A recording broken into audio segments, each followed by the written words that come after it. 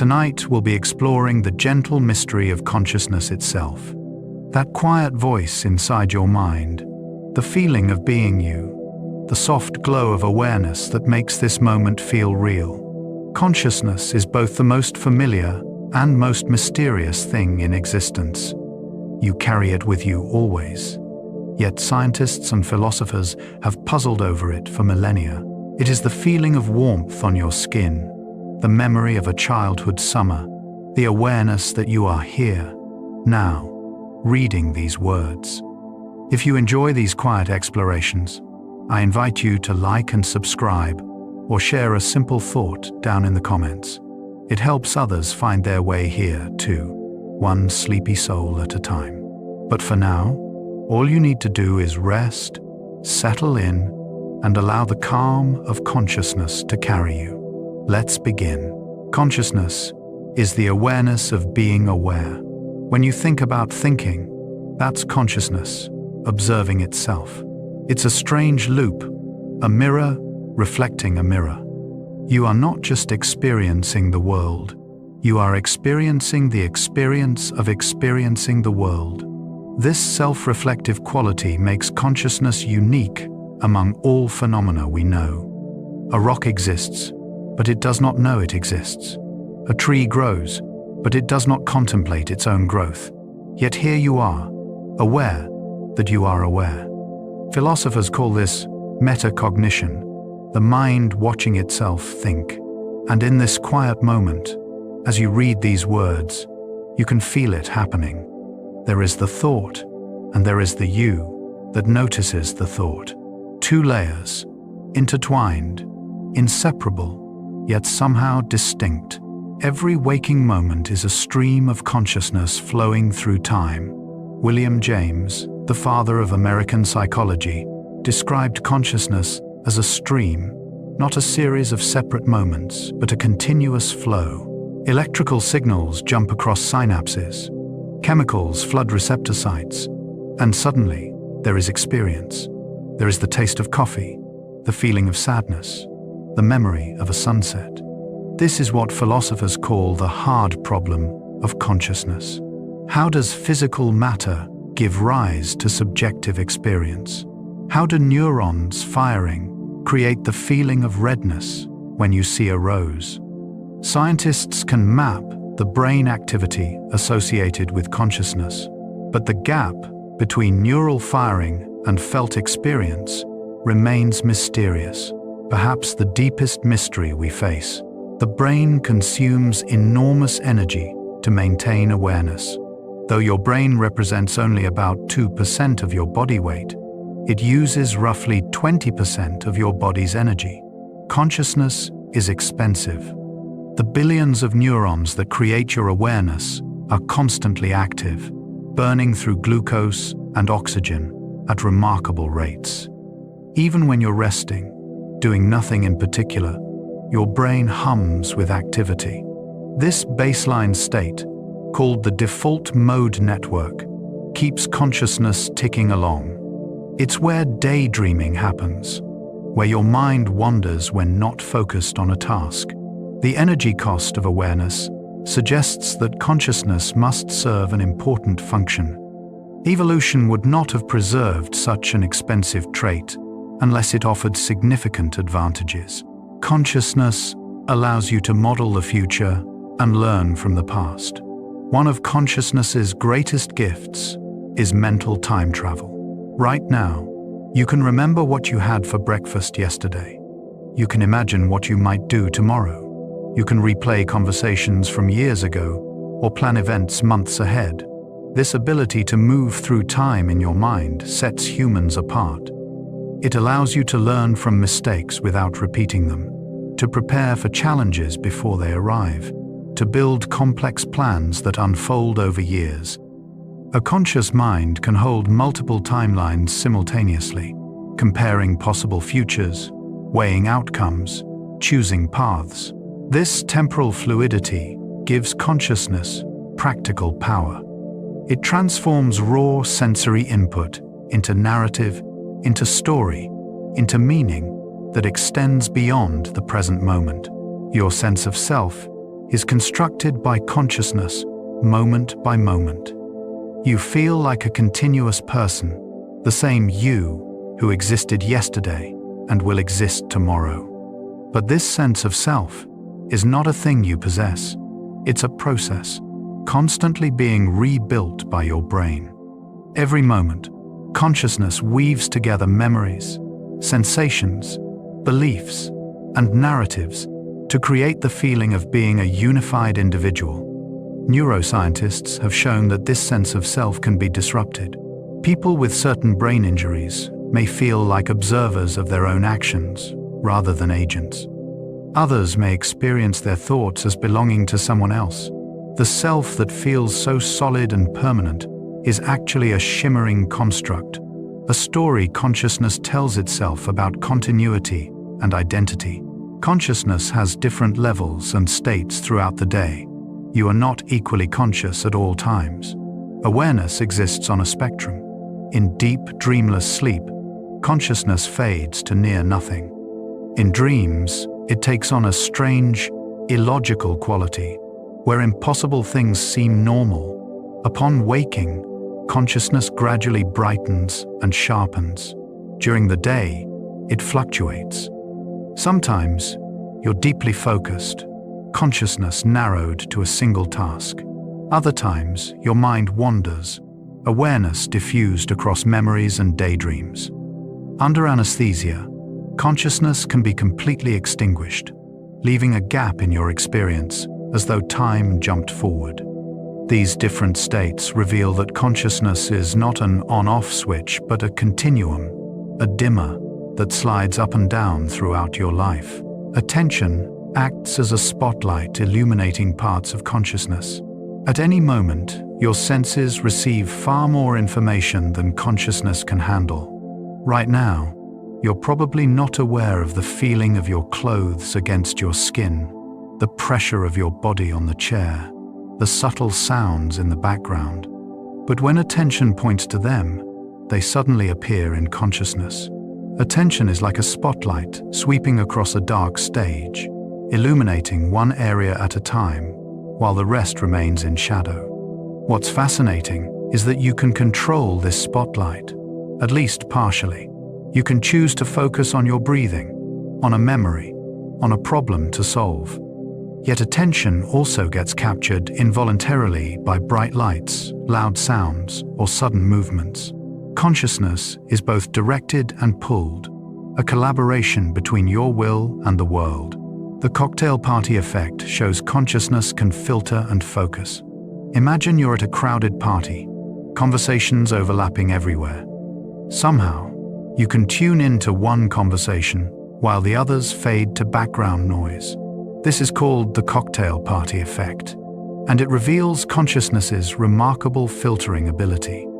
Your ears receive all the sounds simultaneously, but consciousness selectively amplifies one stream while suppressing others. What's more interesting is that the filtering isn't complete.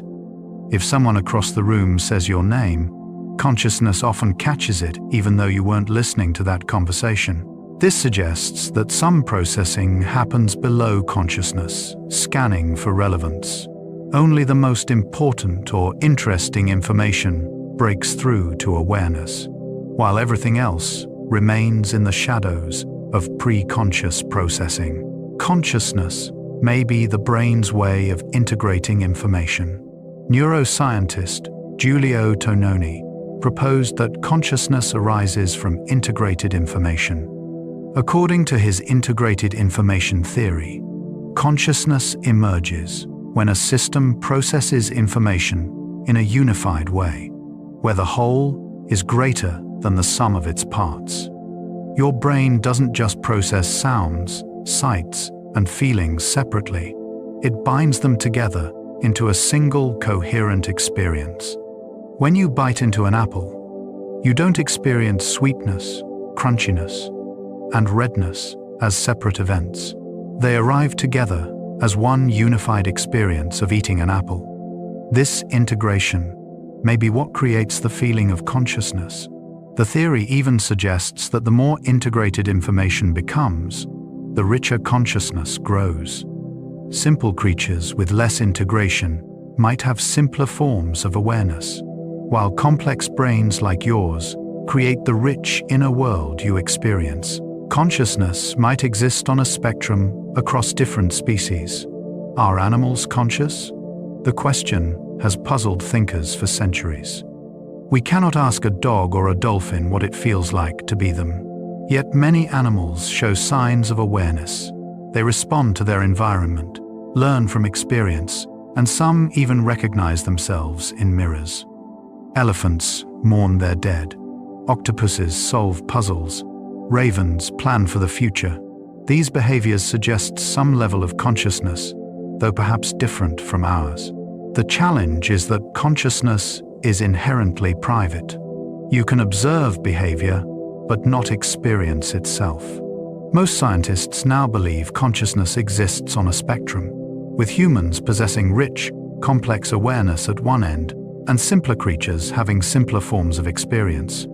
A bee might have a tiny flicker of awareness, just enough to sense flowers and navigate space. The spectrum dissolves the binary question of conscious versus not conscious into shades of awareness. Some philosophers question whether consciousness can ever be fully explained. The mystery of consciousness has led some thinkers to a position called Mysterianism. Mysterians argue that consciousness might be permanently beyond human understanding, not because we lack enough data, but because our brains may be fundamentally incapable of grasping how subjective experience arises from matter. It's like asking a dog to understand calculus. The cognitive tools simply aren't there. Philosopher Colin McGinn suggested that we might be cognitively closed to the solution, the way bats are closed to understanding quantum mechanics. This isn't a popular position among scientists who prefer to believe every mystery can eventually be solved, but it raises a humbling possibility that the very thing asking the question, consciousness itself, might be asking something it cannot answer. Your consciousness is always situated in a body, feeling, and sensing. Consciousness doesn't float free like a ghost. It's embedded in a body with a heartbeat, breath, temperature, and position in space. The philosopher Maurice Merleau-Ponty emphasized that consciousness is embodied, always experiencing the world from a particular bodily perspective. You don't just think about being hungry, you feel it as a sensation in your stomach. You don't just know you're anxious, you experience it as tightness in your chest. This embodied nature means consciousness is inseparable from physical sensation. Recent research in embodied cognition suggests that even abstract thoughts are grounded in bodily experience. When you think about the concept of warmth, your brain activates some of the same areas involved in actually feeling warm. Consciousness arises from a body, moving through space and time, sensing and acting, forever anchored in flesh. Meditation can change the quality and texture of consciousness. For thousands of years, contemplative traditions have explored consciousness from the inside. Meditation is the practice of observing your own awareness, watching thoughts arise and dissolve. Regular meditators report that consciousness can be trained and transformed. With practice, the constant chatter of thoughts quiets. Awareness becomes more stable, less reactive. Some experienced meditators describe states of consciousness radically different from ordinary waking life. States of profound peace, boundless compassion, or even the dissolution of the boundary between self and world. Neuroscience has begun studying these altered states, finding that meditation physically changes the brain. Areas associated with attention and emotional regulation thicken. The default mode network, responsible for self-referential thinking, becomes less active. These findings suggest consciousness is more flexible than we assume, capable of being shaped by intention and practice. Dreams reveal consciousness operating in a different mode entirely. Every night, your consciousness transforms. As you slip into REM sleep, the logical, reality-checking parts of your brain quiet down and dreaming begins. In dreams, consciousness accepts the impossible. You can fly, breathe underwater, or meet people who've been gone for years. The bizarreness doesn't trouble you until you wake and realize how strange it all was. Dreams show that consciousness doesn't require external sensory input. Your brain can generate entire worlds internally, complete with sights, sounds, emotions, and narratives. Some researchers believe dreams are the brain's way of processing memories and emotions. Others think they're simply noise, random neural firing that consciousness tries to make sense of. Whatever their purpose, dreams demonstrate that consciousness is far more than a passive receiver of reality. It's a creative force, capable of conjuring experiences from nothing but neural activity. Lucid dreaming lets consciousness recognize it's dreaming while still asleep. Some people learn to become conscious within their dreams, a state called lucid dreaming. In a lucid dream, you suddenly realize you're dreaming. The awareness doesn't wake you up. Instead, you remain asleep, but now conscious of the dream state. Many lucid dreamers can then control the dream, choosing to fly, explore impossible landscapes, or face fears in a safe environment. Lucid dreaming reveals something profound about consciousness.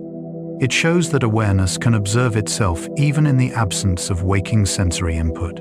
You can be conscious of consciousness while your body lies paralyzed in sleep. Scientists study lucid dreamers by having them signal from within the dream using pre-arranged eye movements. These signals confirm that lucid dreamers really are conscious during REM sleep, aware they're dreaming yet still immersed in the dream world. The default mode network creates the wandering mind. When you're not focused on a task, your mind wanders. This isn't a bug. It's a feature of consciousness, mediated by a brain network called the default mode network. This network activates when you're daydreaming, remembering, imagining future scenarios, or thinking about yourself and others. It's where your mind goes when it's doing nothing. The default mode network connects areas involved in memory, self-reference, and social cognition. It allows consciousness to disengage from the immediate environment and travel inward or across time.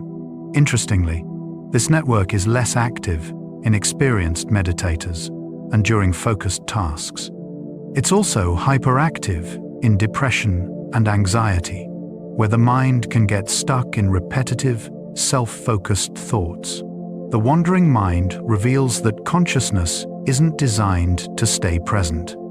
It's built to roam, to simulate, to explore possibilities beyond the here and now. Consciousness creates your sense of the present moment. You experience time as a series of nows, a continuous present that seems to move forward. But neuroscience reveals that consciousness doesn't operate in real time. There's a slight delay between when something happens and when you become conscious of it. Your brain needs time to process sensory input, integrate information, and construct the experience you feel as now. This delay is usually around half a second. To compensate, your brain predicts the immediate future, creating a sense of continuity. When you catch a ball, you're not responding to where it is, but where your brain predicts it will be by the time your muscles react. The present moment you experience is actually a construction, a carefully assembled simulation that feels immediate but is slightly behind reality. Consciousness lives in a perpetual just happened, forever catching up to the world.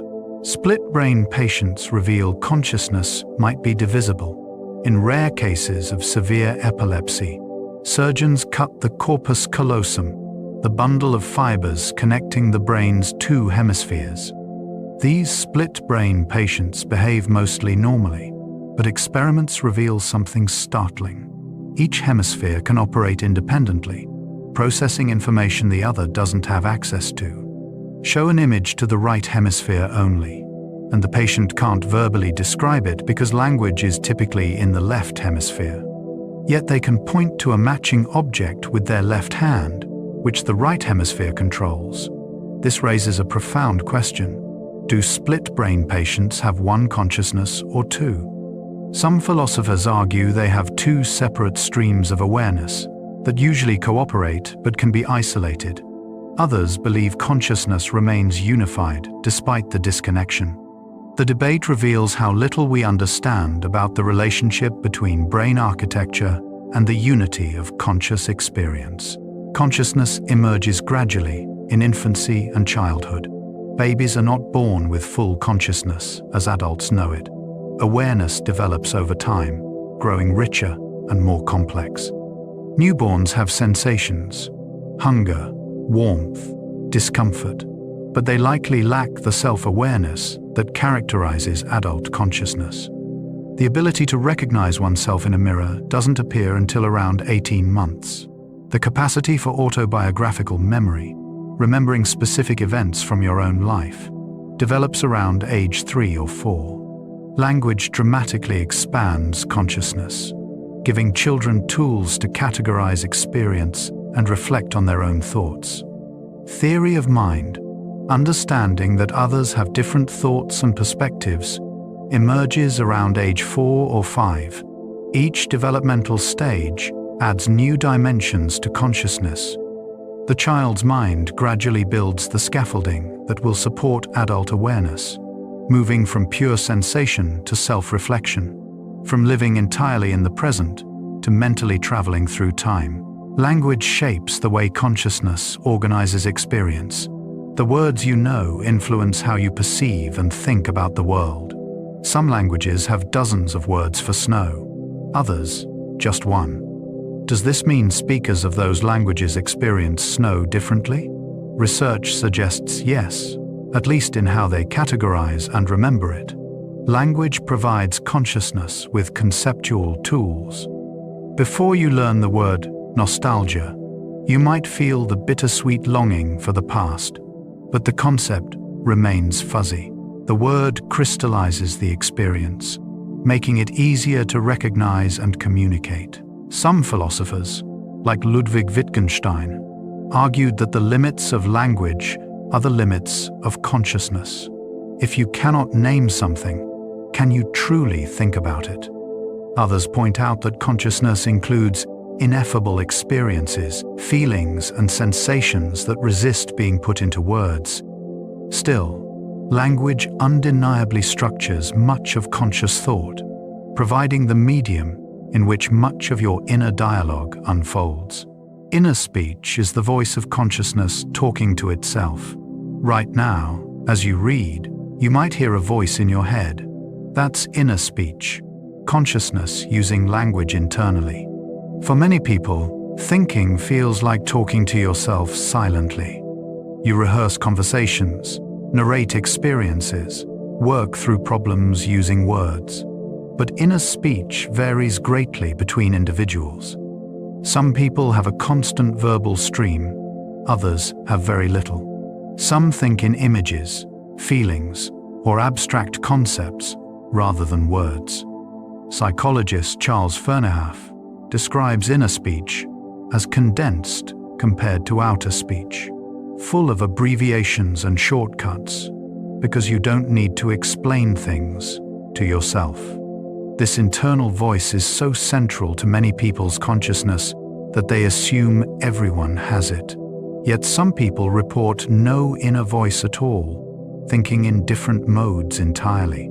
Consciousness adapts to different cognitive styles, creating rich inner experiences, whether or not words are involved. Consciousness can be disrupted by brain injury or illness. The fragility of consciousness becomes apparent when the brain is damaged. A stroke can eliminate awareness of one side of space, a condition called neglect. People with this condition don't see or attend to anything on their left side, yet they're unaware of the deficit. They might eat only the right side of their plate. Unaware food remains on the left. Damage to other areas can disrupt the sense of self. Some patients experience their arm as belonging to someone else. Others lose the ability to form new memories, living in an eternal present where each moment vanishes as soon as it passes. These cases reveal that consciousness is not a single thing, but a collection of processes. Remove one component, and experience changes in specific, often bizarre ways. Each disruption teaches neuroscientists something about how consciousness is constructed, which brain regions contribute which pieces to the puzzle of awareness. Anesthesia can completely extinguish consciousness temporarily. When you go under general anesthesia, consciousness doesn't just fade, it vanishes. You lose all sense of time passing. One moment you're counting backward from 10, the next you're waking up hours later with no experience of the interval. Anesthesiologists describe consciousness as having a switch that can be turned off, though in reality, anesthetics work by disrupting communication between brain regions. Different drugs affect consciousness in different ways. Some create amnesia without fully eliminating awareness. Others completely suppress consciousness at certain doses. The ability to reversibly eliminate consciousness has been revolutionary for medicine, allowing surgery that would otherwise be unbearable. It's also philosophically unsettling. If consciousness can be switched off so easily, what does that say about its nature? It suggests that awareness, despite feeling essential and continuous, is actually a fragile process that depends on precise brain chemistry. Consciousness persists in locked-in syndrome, despite total paralysis. Imagine being fully conscious but unable to move or speak. This is locked-in syndrome, typically caused by damage to the brainstem. The person is awake and aware, but their body is almost entirely paralyzed. They can often move their eyes, which becomes their only way to communicate. Jean-Dominique Bauby, editor of Elle magazine, suffered a stroke that left him locked in. He dictated an entire memoir by blinking his left eyelid, one letter at a time. His book, The Diving Bell and the Butterfly, describes a consciousness trapped, aware of everything, feeling everything, but unable to interact normally with the world.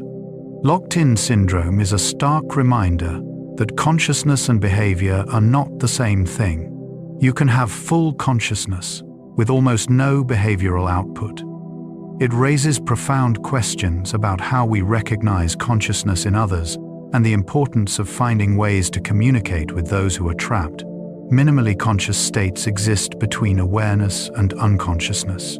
After severe brain injury, some people enter a minimally conscious state, showing intermittent signs of awareness, but unable to communicate reliably.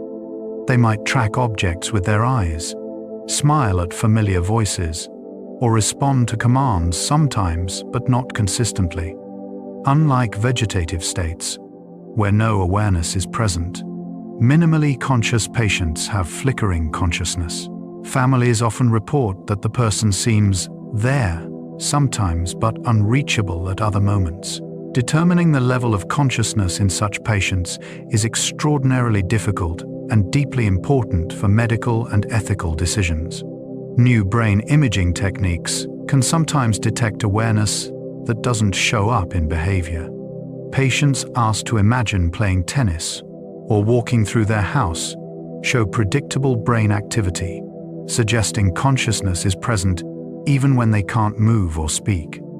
These cases force us to recognize that consciousness can exist in states far removed from normal waking awareness. The hard problem of consciousness may be unsolvable by science. Philosopher David Chalmers distinguished between the easy problems and the hard problem of consciousness. The easy problems, despite being scientifically difficult, are the ones we can imagine solving.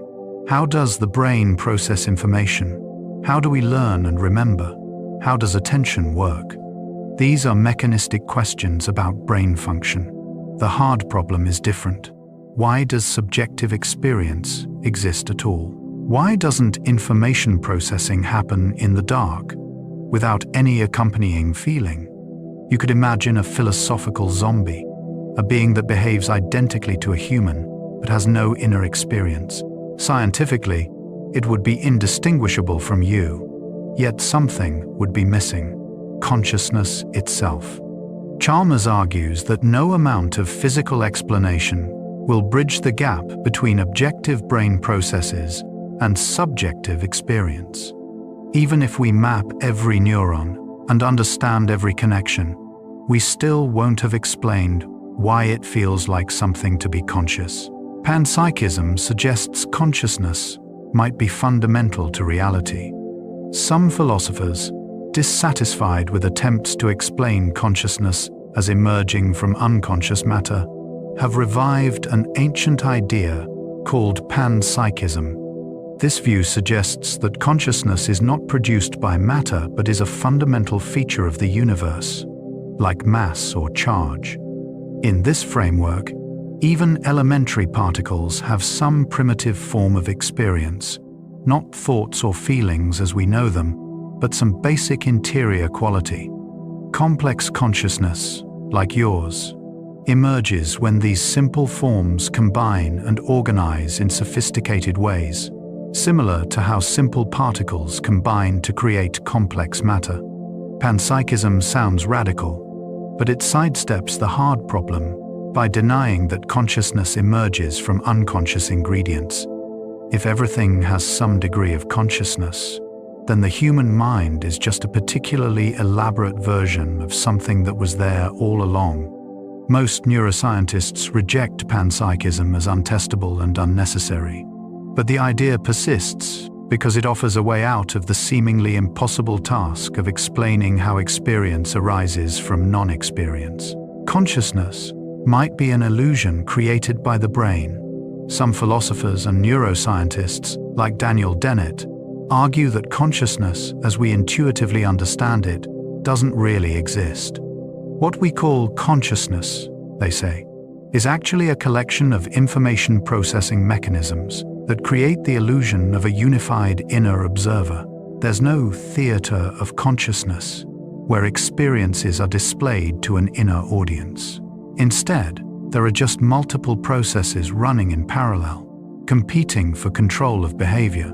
The sense of a unified self observing it all is a convenient fiction, a story the brain tells itself. This view is called illusionism, and it's deeply controversial. Critics argue that you can't dismiss the one thing we know with absolute certainty, that we have experiences. Even if the details of how we think about consciousness are wrong, the fact that there's something it's like to be you seems undeniable. Illusionists respond that our intuitions about consciousness are exactly what we'd expect from a sophisticated information processing system, even one without any real inner experience. Consciousness allows for free will, or the feeling of it. Do you have free will? The question has haunted philosophy for centuries, and consciousness sits at its center. When you make a choice, it feels like you're the one deciding, like consciousness is steering your actions. But some neuroscience experiments suggest otherwise. In famous studies by Benjamin Libet, subjects were asked to note when they consciously decided to move their hand. Brain activity indicating preparation for the movement appeared before subjects reported consciously deciding. This suggests the brain initiates action before consciousness becomes aware of the decision. Does this mean free will is an illusion, with consciousness merely narrating actions the brain has already chosen? Not necessarily. Critics point out that the experiments measure awareness of the decision, not the decision itself. The relationship between consciousness and volition remains murky. You might not have the kind of free will where consciousness sits outside the causal chain, but you might have a form where consciousness is part of the process that generates choices. Altered states reveal consciousness's extraordinary flexibility. Consciousness isn't fixed. Psychedelics, deep meditation, sensory deprivation, extreme stress, or even simple sleep deprivation can radically alter how consciousness feels. Psychedelics like psilocybin or LSD can dissolve the boundary between self and world, creating experiences of unity or ego death. Users report that their normal sense of self vanishes, replaced by a feeling of being everything or nothing. Near-death experiences often include similar phenomena: leaving the body, encountering deceased loved ones, moving toward light. These altered states suggest that the everyday consciousness you know is just one possible configuration. The brain can create wildly different experiences by changing neurotransmitter levels or connectivity patterns. Some researchers are studying these states not just as curiosities, but as potential treatments for depression, addiction, and anxiety. By temporarily disrupting normal consciousness, therapeutic altered states might help people break free from harmful patterns of thought and feeling. Mystical experiences dissolve the self into boundless awareness. Throughout history, mystics and contemplatives have described experiences that transcend ordinary consciousness. In these moments, the sense of being a separate self dissolves. Instead, there's only awareness, boundless and without boundaries. Mystics describe it as union with God, enlightenment, or cosmic consciousness. Neuroscientists find that such experiences correlate with decreased activity in the brain's self-referential networks. When the areas that maintain your sense of being a distinct individual quiet down, the feeling of separation can vanish. What remains is consciousness, without a subject, experience without an experiencer. While these states are temporary, people who've had them often describe them as more real than ordinary waking consciousness. They return with the sense that their everyday self is actually the illusion, and the boundless awareness they touched is what's truly fundamental. Whether these experiences reveal something about the nature of reality or simply show consciousness's ability to reconfigure itself remains a profound question. Consciousness evolved because it offered survival advantages. From an evolutionary perspective, consciousness must have emerged because it helped our ancestors survive and reproduce. But why is consciousness necessary? Couldn't unconscious processing handle everything? Some argue that consciousness enables flexible, creative responses to novel situations. When faced with something unexpected, consciousness allows you to simulate different responses, imagine outcomes, and choose adaptively. It's slower than reflexes, but more versatile. Consciousness also enables social cognition, understanding others' mental states, predicting their behavior, cooperating, and competing effectively. A creature that can imagine what others are thinking and feeling has enormous social advantages. Human consciousness, with its rich self-awareness and capacity for mental time travel, may have evolved to navigate complex social hierarchies. Others suggest consciousness arose for metacognition, the ability to monitor and adjust your own thinking. By being aware of your own knowledge and confidence, you can seek information when uncertain and act decisively when confident. Whatever the specific advantages, consciousness is here because it worked, because minds that had it outcompeted minds that didn't. Mirror neurons help consciousness understand other minds. In the 1,990 seconds, neuroscientists discovered neurons in monkeys that fired both when the monkey performed an action and when it watched another monkey perform the same action. These mirror neurons seem to simulate others' actions internally. Humans have similar systems, and some researchers believe they're crucial for empathy and understanding consciousness in others. When you see someone smile, mirror neurons activate some of the same brain areas involved in your own smiling. This internal simulation might be how you understand what they're feeling. It's consciousness using its own experience as a model for others' minds. Mirror neurons could be part of how consciousness extends beyond the self, creating the capacity to imagine what it's like to be someone else. This resonance between minds might be fundamental to human social life, allowing consciousness to recognize itself in others, building the foundation for compassion, cooperation, and culture. Consciousness constructs a model of reality, not reality itself. What you experience as the world out there is actually a model constructed inside your brain. Light hits your retina, sound waves vibrate your eardrums, molecules bind to receptors in your nose. All of this is converted into electrical and chemical signals.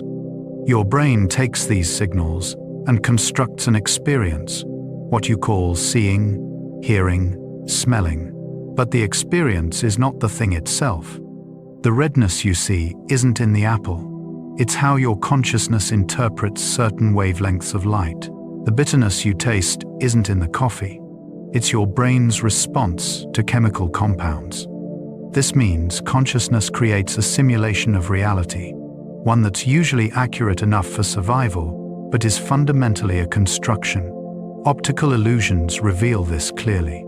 Your consciousness insists you see something that isn't there, because your brain is using rules and shortcuts to interpret ambiguous information. The world you experience is a controlled hallucination, a best guess at what's real based on sensory data. Blind sight shows consciousness can be separate from processing.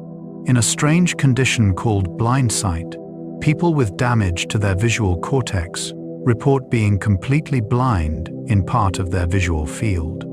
They insist they see nothing. Yet when forced to guess about objects in that blind area, they guess correctly, far more often than chance. They can point to objects they claim not to see, navigate around obstacles they insist aren't there. This reveals that visual information is being processed unconsciously. Their brain sees, but consciousness doesn't. Blind sight demonstrates that consciousness and information processing can come apart. The brain can use sensory information to guide behavior without that information entering conscious awareness. This suggests consciousness is not just processing, it's something additional, a particular way information is accessed and experienced.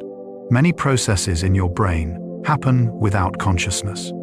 You breathe, your heart beats, you maintain balance, all without conscious awareness. Blind sight shows that even complex perceptual processing can occur in the dark, never lighting up in consciousness.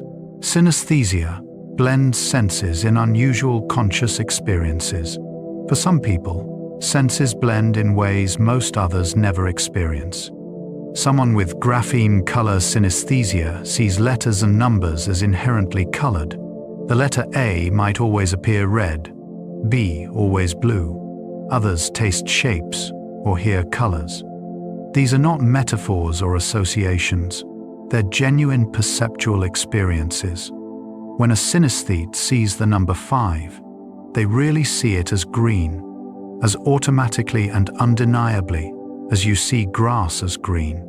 Synesthesia reveals that the boundaries between different aspects of consciousness are not absolute.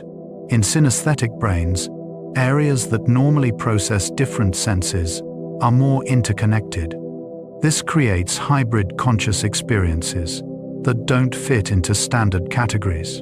Synesthesia also shows how subjective consciousness is. One person's reality includes colored numbers, another's doesn't. Both are normal conscious experiences, just configured differently. It raises the question of what other variations in consciousness exist that we rarely discuss, because we assume everyone experiences the world the same way. Qualia are the subjective qualities that make experience feel like something. Philosophers use the term qualia to refer to the intrinsic, subjective qualities of experience. The redness of red, the painfulness of pain, the sweetness of sweet, qualia, are what make experience feel like something rather than nothing. They're private and ineffable. You can describe red as like a fire truck, but you can't convey the actual experience of seeing red to someone who never has. Qualia are at the heart of the hard problem of consciousness. Why does information processing about certain wavelengths of light come with the experience of redness? Why doesn't it just happen in the dark? Some philosophers argue qualia are fundamental and cannot be reduced to physical processes. Others think qualia are real, but will eventually be explained by neuroscience.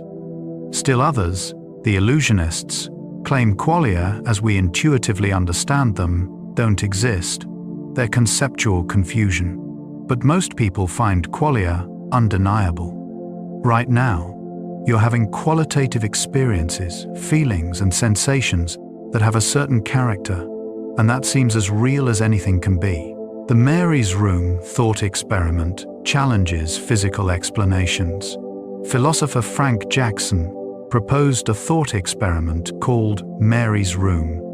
Mary is a brilliant scientist who knows everything physical about color vision, every wavelength, every neural pathway, every detail.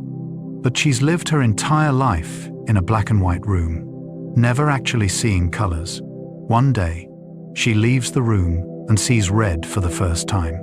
Does she learn something new? It seems obvious that she does. She now knows what red looks like, the quale of redness. But if she already knew every physical fact about color vision, and she still learned something new, then consciousness must involve something beyond the physical. This is called the knowledge argument. Physicalists have responded in various ways. Some argue Mary doesn't learn a new fact, just acquires a new ability. Others claim she learns a fact, but one she couldn't have learned in the black and white room because it requires having the experience. The debate continues, with Mary's Room remaining one of philosophy's most discussed thought experiments about consciousness.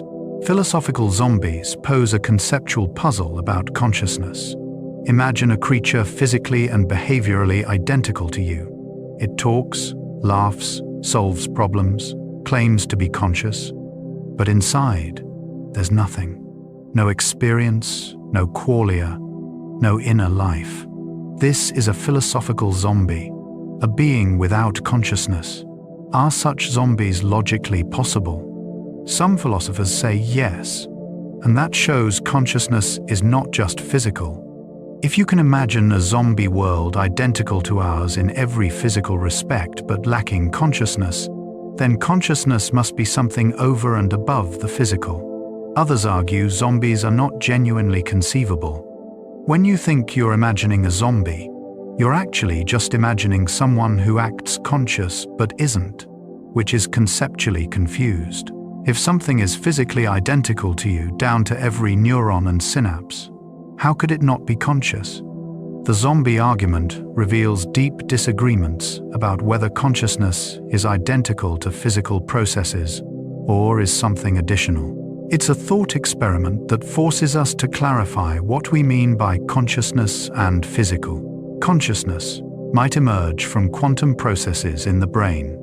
Some scientists, notably Roger Penrose and Stuart Hameroff, have proposed that consciousness involves quantum mechanical processes in structures called microtubules inside neurons. Quantum mechanics is strange, allowing particles to be in multiple states at once and to be instantaneously correlated across distance. Penrose argues that consciousness involves a quantum collapse event, where quantum possibilities resolve into classical states. This would make consciousness a fundamental physical process rather than just computation. Most neuroscientists are skeptical. The brain is warm and wet, conditions that usually destroy quantum coherence. There's little evidence that quantum effects play a functional role in neural processing. Critics also note that invoking quantum mechanics doesn't solve the hard problem. Even if the brain uses quantum processes, we still haven't explained why any physical process, quantum or classical, gives rise to subjective experience. Still, quantum consciousness theories persist, attracting those who believe conventional neuroscience cannot explain awareness's unique properties. Consciousness emerges from complexity, like wetness from water molecules. One popular view is that consciousness is an emergent property. Just as wetness emerges from many water molecules interacting, but is not a property of individual molecules, consciousness emerges from billions of neurons interacting, but is not a property of individual neurons. Emergence means the whole has properties that the parts lack. You can't understand wetness by studying one water molecule, and you can't understand consciousness by studying one neuron. This view offers hope that consciousness can be explained scientifically without reducing it to something simple. It acknowledges that consciousness is genuinely novel, not present in the parts, while maintaining that it arises from physical processes. Critics wonder if emergence just relabels the mystery rather than solving it. Saying consciousness emerges from neural complexity doesn't explain why complexity should produce experience rather than just more complex processing. Emergence theorists respond that we accept emergence elsewhere in nature. Life emerges from chemistry, minds emerge from brains. Why should consciousness be different? Global workspace theory explains consciousness as a broadcasting system. Neuroscientist Bernard Baars proposed that consciousness functions like a spotlight on a stage. Most processing in the brain happens backstage, unconsciously. But whatever makes it onto the stage, into the global workspace, becomes conscious and is broadcast throughout the brain. Different brain modules compete for access to this workspace. Right now, visual information from this text is in your global workspace. If you shift attention to a sound, that sound enters the workspace while the visual details fade. Global workspace theory explains why consciousness is limited in capacity. Only so much can fit on the stage at once. It also explains why conscious information is widely accessible. Once something is in the workspace, many different brain systems can access it, use it, and act on it. The theory provides a functional account of what consciousness does. It makes information globally available for flexible responding. While it doesn't fully solve the hard problem, it offers insight into consciousness's role in cognition and behavior. Higher-order theories claim consciousness requires self-monitoring. According to higher-order theories, a mental state is conscious only if there's another mental state representing it. In other words, consciousness requires a monitoring system that observes other mental processes. You're conscious of pain not just because pain signals reach your brain, but because another part of your brain represents those signals as occurring. This creates a hierarchy. First-order states represent the world. Second-order states represent those first-order states. The second-order states are what make the first-order states conscious. This theory explains why consciousness involves awareness of awareness. It also predicts that creatures lacking the cognitive machinery for higher-order thought lack consciousness, even if they have complex first-order processing. Critics argue this leads to an infinite regress.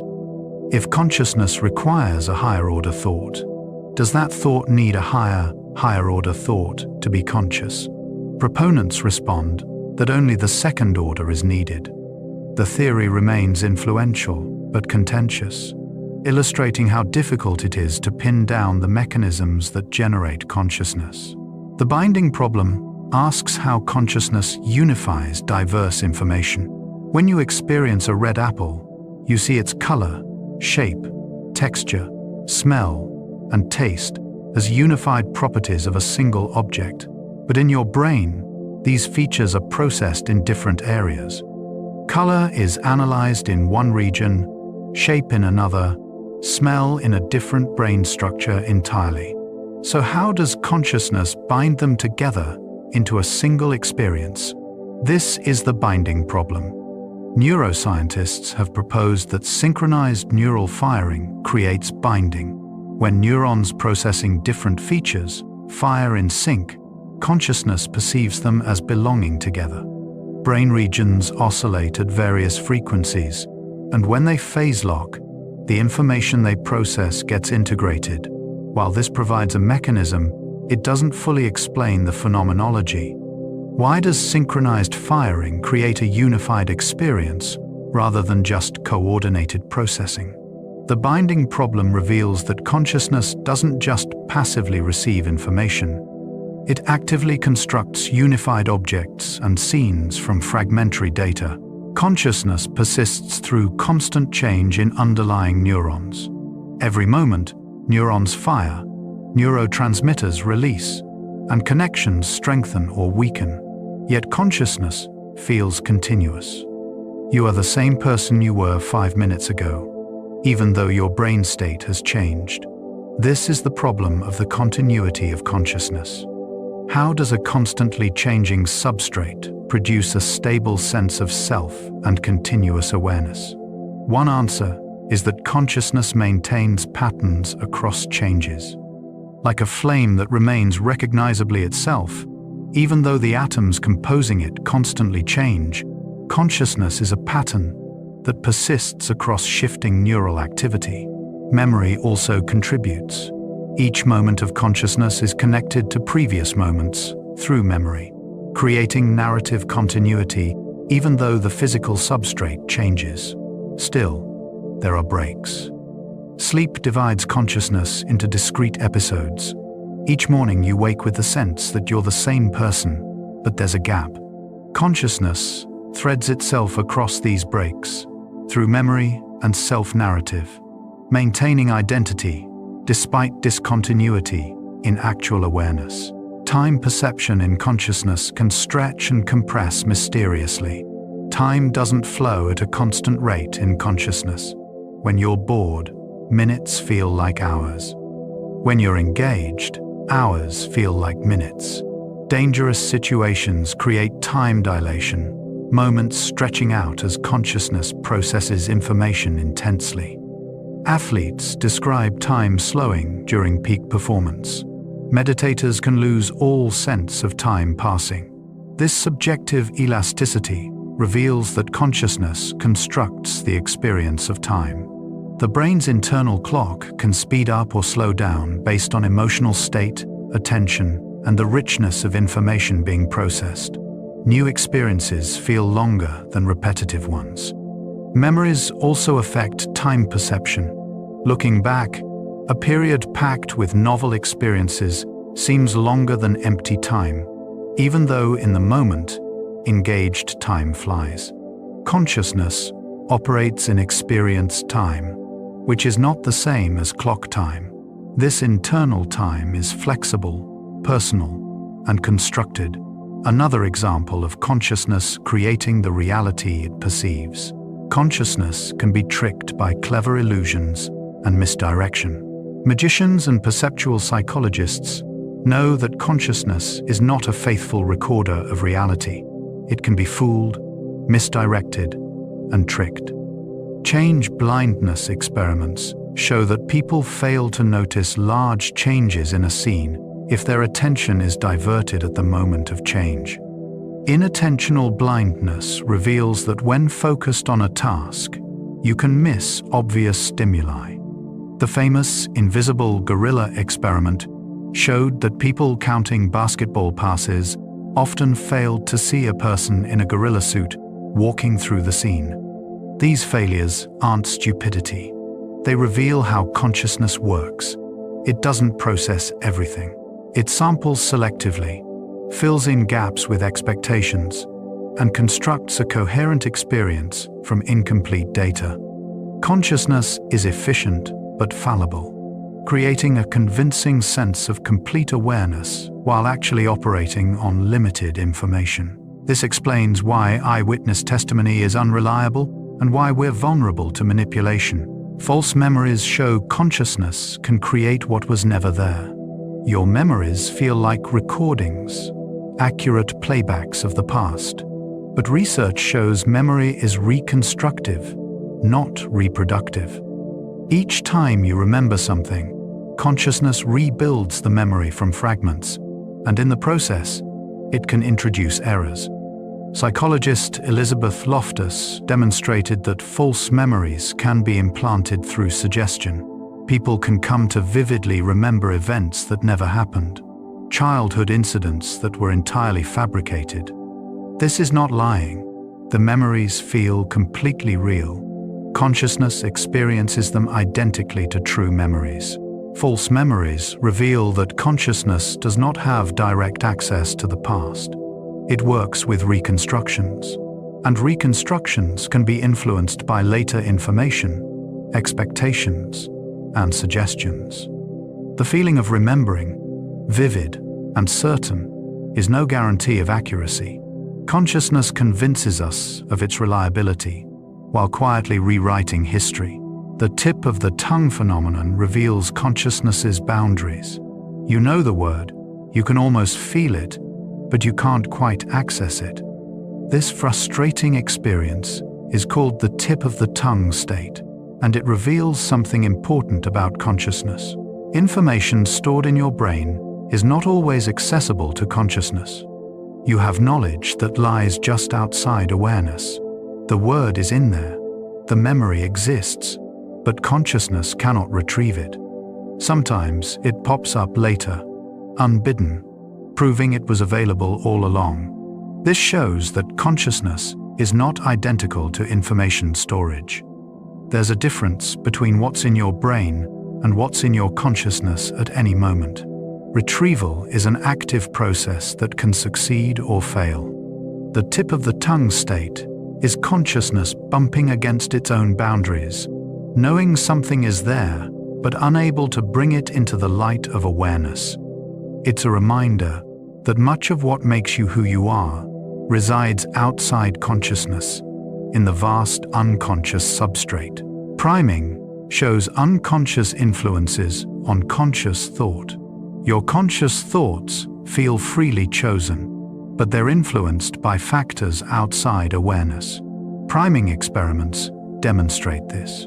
If you're briefly shown words related to old age, you subsequently walk more slowly. If you unscramble sentences about rudeness, you interrupt the experimenter more quickly. These effects occur without conscious awareness. You don't realize you've been primed. Yet the priming influences your behavior and sometimes even your conscious thoughts.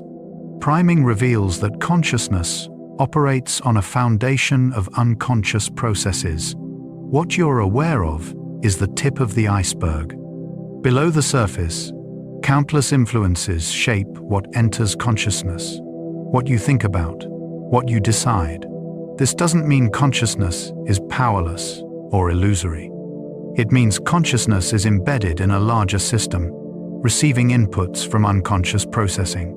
Understanding this helps explain why people are often unaware of the real reasons for their choices and behaviors. Consciousness narrates decisions that were shaped by factors it never detected. Biases show systematic errors in conscious reasoning. Consciousness feels rational, but systematic biases reveal it often isn't. Confirmation bias leads you to notice information supporting your beliefs and ignore contradicting evidence. The availability heuristic makes you judge probability based on how easily examples come to mind. The sunk cost fallacy keeps you investing in failing projects because you've already committed resources. These biases are not occasional errors, they're systematic patterns. Consciousness consistently makes predictable mistakes. Why? Biases are often shortcuts that work well in some contexts, but fail in others. They evolved in environments different from modern life. Consciousness uses these heuristics because they're efficient, not because they're perfectly accurate. Recognizing biases is difficult because consciousness is blind to its own processes. You experience the output, the conclusion, but not the biased reasoning that produced it. Becoming aware of biases is a meta-conscious effort. using consciousness to observe and correct its own tendencies. It's possible, but it requires deliberate effort and humility about the limits of conscious reasoning. Emotions color consciousness and shape perception profoundly. Consciousness is not coldly rational, it's suffused with emotion. Fear heightens awareness, narrows attention, and makes threats loom larger. Joy expands consciousness, opening you to possibilities and connection. Sadness turns attention inward, slowing thought and promoting reflection. Emotions are not separate from consciousness. They're woven into its fabric. They affect what you notice, how you interpret events, and what you remember. The same situation feels different depending on your emotional state. Research shows that emotions influence perception at the earliest stages. A person feeling fearful literally sees threat-related stimuli faster and more vividly. Emotions also shape memory. Emotional events are remembered more vividly and persistently than neutral ones. This is why trauma can be so lasting. The emotional charge etches experiences into consciousness. Understanding that emotions shape consciousness helps explain why people experiencing the same event can come away with such different interpretations. Each person's emotional state colors their conscious experience differently. Flow states dissolve the boundary between self and action. Sometimes consciousness enters a special state called flow, where action and awareness merge. Athletes call it being in the zone. Time seems to slow or disappear. Self-consciousness vanishes. You're not thinking about what you're doing. You're simply doing it with complete absorption. Flow occurs when challenge and skill are balanced, when you're stretched but not overwhelmed. In flow, the brain's default mode network quiets, reducing self-referential thought. Action becomes effortless, despite being highly skilled. Consciousness focuses intensely on the task, excluding everything else. People report flow as some of the most satisfying moments of their lives. In flow, consciousness is not divided between observer and observed. There's just the activity itself, performed with total engagement.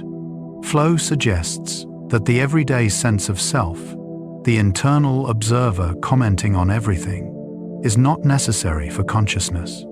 There can be awareness without the constant self-monitoring that usually accompanies it, a purer form of consciousness merged with action.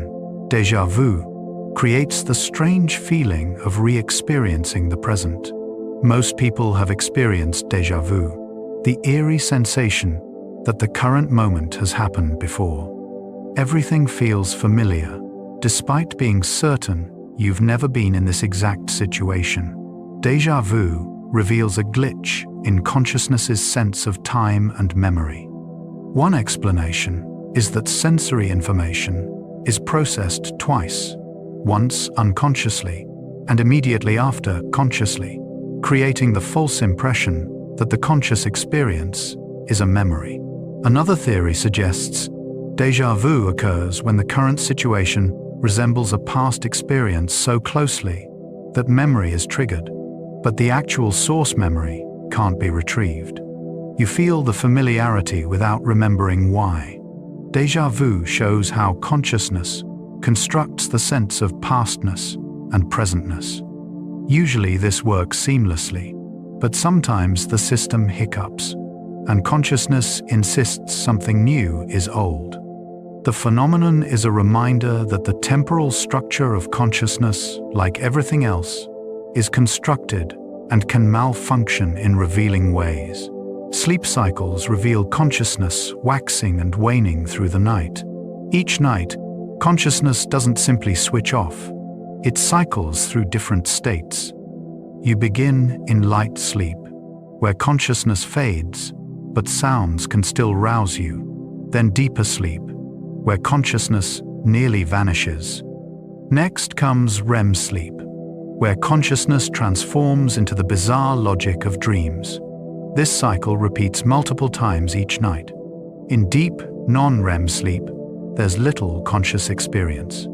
Time passes without awareness. In REM, consciousness is active, but constrained by the sleeping brain's logic. Dreams unfold with narrative and emotion, yet the critical thinking that would recognize their impossibility remains offline. Morning brings gradual return, consciousness slowly reassembling itself from sleep's fragments. The nightly cycle reveals that consciousness is a dynamic process with varying intensities. It's not all or nothing, but more like a dimmer switch, ranging from the richness of waking awareness to the near-nothingness of deep sleep, with dreams occupying a strange middle ground.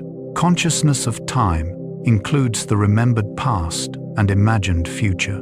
One of consciousness's most remarkable features is mental time travel. Right now, you can vividly remember breakfast or imagine tomorrow's plans. You can relive past emotions and pre-experience future ones. This temporal reach sets human consciousness apart. We don't just live in the present. We inhabit a mental landscape stretching through time. Memory provides continuity, the sense that today's consciousness is connected to yesterday's. Imagination allows planning and preparation. Together, they expand consciousness beyond the immediate moment. Episodic memory, the ability to recall specific events from your life, emerges from the same brain networks used for imagining future scenarios. This suggests that mental time travel is a unified capacity. Consciousness uses the same tools to reconstruct the past and construct the future. This temporal depth is central to human identity. You are not just your present experience, but the accumulated past you remember and the potential futures you envision. Consciousness constructs narratives to make sense of experience. Human consciousness is a storyteller. Faced with a stream of events, it weaves them into narratives with causes, motivations, and meanings. When something happens, you automatically generate explanations. This narrative drive is so strong that consciousness creates stories even when they're not accurate. Split-brain patients, when asked why they performed an action initiated by the non-verbal hemisphere, confabulate plausible but false explanations. The verbal hemisphere, lacking access to the real cause, invents a story. This happens in normal brains too. You often don't know the real reasons for your choices, but consciousness supplies explanations that feel true. Narrative gives coherence to experience, transforming disconnected moments into a meaningful life story. It's essential for identity. You understand yourself through the stories you tell about who you are and why you do what you do. But it's also a source of error. The stories consciousness tells are constructions influenced by biases, emotions, and social expectations, not always faithful to reality. Religious and spiritual experiences alter consciousness profoundly. Throughout history, people have reported experiences of transcendence, unity, and encounters with the divine. These religious and spiritual experiences often involve profound alterations in consciousness. The sense of self dissolves, boundaries between self and universe blur, and people feel connected to something larger. Neuroscience shows these experiences correlate with changes in brain activity, particularly reduced activity in areas maintaining self-representation. Certain practices, like prayer, meditation, chanting, or fasting, can reliably induce altered states. Psychedelics can produce similar experiences, sometimes described in religious terms even by non-religious people. This raises questions about the nature of such experiences. Are they glimpses of a deeper reality, as many religious traditions claim, or are they simply the brain generating unusual conscious states? For those who have them, the experiences often feel more real than ordinary waking consciousness. They can be life-changing, shifting values and perspectives. Whether they reveal truth about reality or truth about consciousness's possibilities, they demonstrate that awareness can take forms radically different from everyday experience. Consciousness can extend beyond the skull into tools and technology. Where does consciousness end and the world begin? Philosophers Andy Clark and David Chalmers proposed that consciousness can extend into external tools. When you use a calculator, is it part of your cognitive system? When a blind person uses a cane, does their consciousness extend to the cane's tip, feeling the ground through it? Extended mind theory suggests yes. If a tool is reliably available and integrated into how you think and perceive, it becomes part of your extended consciousness. A smartphone filled with memories, notes, and connections might be as much a part of your mind as your biological memory. This challenges the assumption that consciousness is confined to the brain. It suggests that the boundaries of self and mind are fuzzy, potentially including our tools, environments, and even other people we're closely coupled with. While controversial, extended mind theory captures something intuitive. When you use a tool skillfully, it feels like an extension of yourself, and your consciousness incorporates it seamlessly. Group consciousness might emerge when minds synchronize together. Can consciousness exist at a group level? Some researchers study collective consciousness, moments when people's minds synchronize. When a crowd sways to music or an audience focuses together on a performance, brain rhythms can align.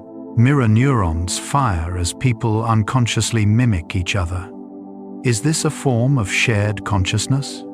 Most neuroscientists would say no. Consciousness remains individual. But there's something to the phenomenology of group experience. Being part of a synchronized group feels different from being alone. Some describe it as transcendent, a sense that the group has taken on a life beyond individual members. Rituals, chanting, and dancing have long been used to create these states. Whether it's truly group consciousness or just many individual consciousnesses temporarily aligned, the experience reveals how consciousness is social, shaped by and responsive to other minds in ways that can feel like merging boundaries. Consciousness is linked intimately to embodied movement and gesture. Your consciousness isn't just in your head, it's expressed through your body. Gesture, posture, and movement are intertwined with thinking. Research on embodied cognition shows that thinking is grounded in bodily experience. When you think about something distant, you might lean back. Concepts of warmth and cold activate temperature-related brain areas. Gesturing while talking isn't just communication. It helps consciousness organize thought. People gesture even when talking on the phone, suggesting gesture is part of thinking, not just expressing thought to others. Consciousness evolved in creatures that move through space, interact with objects, and navigate social worlds. Abstract thought piggybacks on these sensory-motor foundations. Understanding concepts like grasping an idea or reaching a conclusion involves some of the same neural machinery used for literal grasping and reaching. Consciousness is embodied, emerging from a system that acts in the world, not just passively receiving information. The observer effect in consciousness raises questions about attention. In physics, observation can affect what's observed. In consciousness, attention shapes experience similarly. When you pay attention to something, you don't just notice it more clearly, you change how it's processed. Attended stimuli are processed differently than unattended ones, with enhanced neural responses. Attention can even change early sensory processing, affecting what information reaches consciousness. Some philosophers argue that consciousness is constituted by attention. Without attention, information might be processed but doesn't enter awareness. This raises interesting questions. If attention shapes what enters consciousness, and you control attention, do you control what you're conscious of? Partially, yes. You can direct attention deliberately, but attention is also captured automatically by salient stimuli. Consciousness emerges from the interplay between voluntary and involuntary attention, between what you choose to focus on and what forces itself into awareness. Consciousness requires a balance between integration and differentiation. Neuroscientist Giulio Tononi's integrated information theory proposes that consciousness requires both integration and differentiation. Integration means information is unified, bound together into coherent experience. Differentiation means the system can be in many different possible states, providing richness and complexity. A system with only integration but no differentiation would be unified but simple, always in the same state. A system with only differentiation but no integration would be complex but fragmentary, many separate processes with no unity. Consciousness requires both, a unified experience that can take vastly many different forms. The theory quantifies this as integrated information, measured by phi. Higher phi means richer consciousness. The human brain, with its intricate connectivity and vast number of possible states, has high phi. Simple systems, or highly regular systems, have low phi. This framework provides a mathematical approach to consciousness, though many details remain debated and difficult to test empirically. Artificial consciousness remains theoretical but increasingly discussed. Could machines become conscious? This question moves from science fiction toward real possibility as AI advances. Most current AI systems, sophisticated as they are, lack consciousness. They process information and generate outputs, but probably have no inner experience. But what would it take for artificial consciousness? Some think biological neurons are required, making machine consciousness impossible. Others believe consciousness depends on information processing structure, not biological substrate. If consciousness is about integrated information, or global broadcasting or computational organization, machines could potentially achieve it. The challenge is, we don't know what consciousness requires. We can't even reliably detect consciousness in animals. How would we know if a machine were conscious? It could claim to be conscious, but so could a system programmed to make that claim without any experience. The question of machine consciousness forces us to confront how little we understand our own consciousness and what criteria we'd use to recognize it in something radically different. Consciousness might be substrate independent and transferable eventually. If consciousness depends on organization rather than biological material, it might be substrate independent. In principle, consciousness could run on silicon, quantum computers, or even exotic matter. This raises the possibility of uploading, transferring consciousness from brain to computer. Science fiction explores this frequently, but it faces deep challenges. Even if we could scan every neuron and synapse, would the upload be conscious? Would it be you, or a copy with your memories? These aren't just technical questions, but philosophical ones about identity and consciousness. If consciousness is a pattern of information processing, then maintaining that pattern in a new substrate might preserve consciousness. But subjective experience seems intimately tied to continuity. If the biological you continues existing while a digital copy runs, there are now two consciousnesses. Which is you? The original? The copy? Both? These questions reveal how much we take for granted about consciousness being singular and tied to a specific body.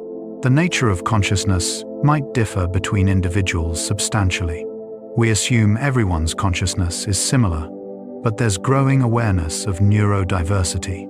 People with autism often describe experiencing consciousness differently, sometimes more intense sensory awareness, sometimes different emotional processing. People with ADHD may experience attention and time consciousness differently.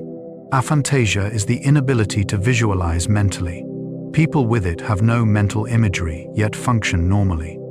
Others have hyperphantasia, imagery so vivid it rivals perception. These variations suggest consciousness is not uniform. The structure of experience might differ substantially between people. We all use the same word, consciousness, but the referent might vary. This challenges the assumption that there's one correct way to be conscious. Perhaps there are many forms of consciousness, and the human version is not a single type but a spectrum of variations.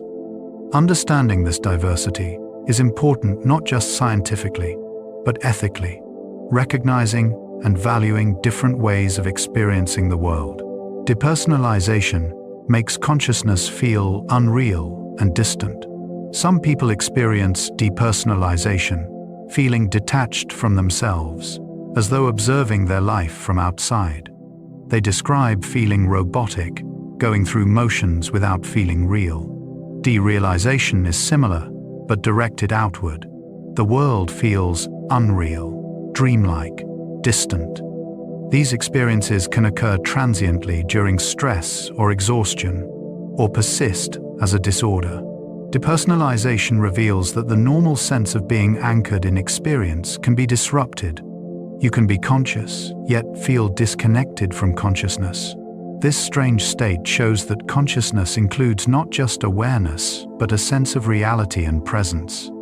When that sense fails, consciousness continues but feels fundamentally wrong. People with depersonalization desperately want to feel real again, to inhabit their experience fully.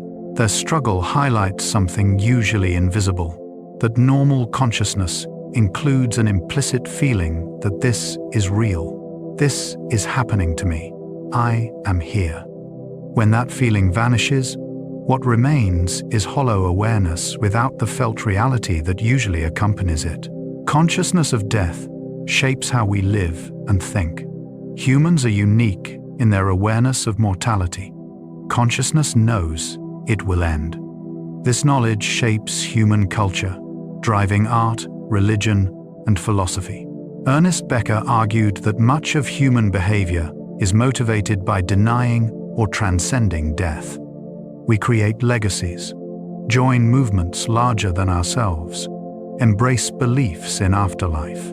Terror management theory shows that reminders of death affect behavior in measurable ways, making people cling to cultural beliefs and defend their worldview. Consciousness's awareness of its own finitude is profound. It can be paralyzing or motivating, terrifying or liberating. Contemplating death can heighten appreciation for life, creating urgency to live meaningfully. It can also create existential dread, the burden of knowing that everything experienced will eventually end.